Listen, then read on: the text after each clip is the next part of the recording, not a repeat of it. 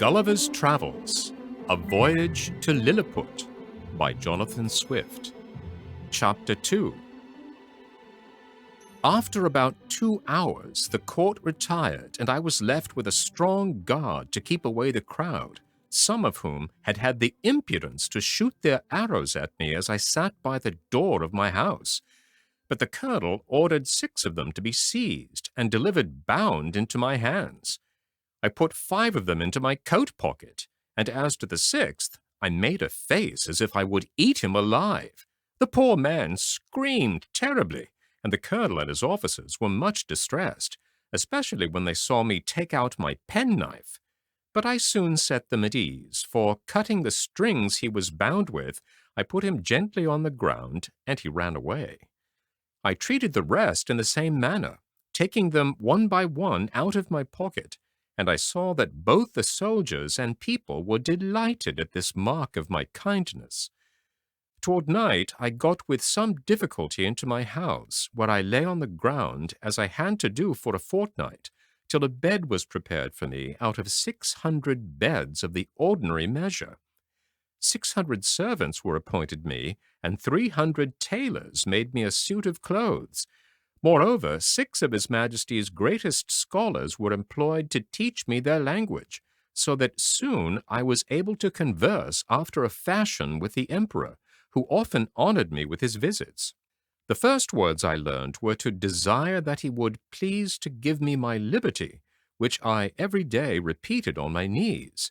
But he answered that this must be a work of time, and that first I must swear a peace with him and his kingdom.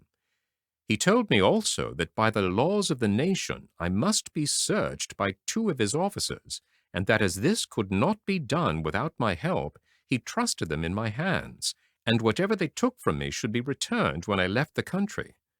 I took up the 2 officers and put them into my coat pockets.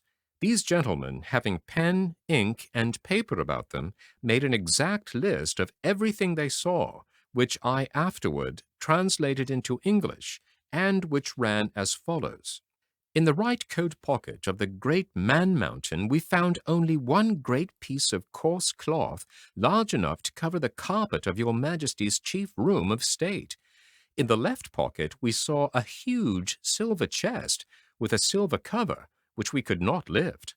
We desired that it should be opened, and one of us, stepping into it, found himself up to the mid-leg in a sort of dust, some of which, flying into our faces, sent us both into a fit of sneezing.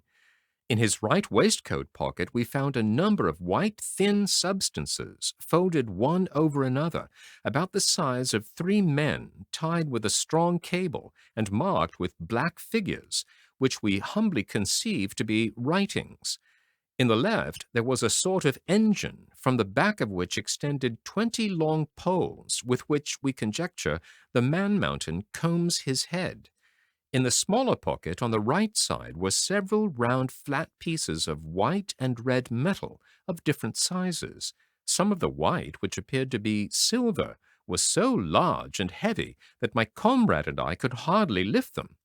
From another pocket hung a huge silver chain with a wonderful kind of engine fastened to it, a globe half silver and half of some transparent metal. For on the transparent side we saw certain strange figures, and thought we could touch them, till we found our fingers stopped by the shining substance. This engine made an incessant noise, like a water-mill, and we conjecture it is either some unknown animal or the god he worships, but probably the latter, for he told us that he seldom did anything without consulting it. This is a list of what we found about the body of the man-mountain, who treated us with great civility.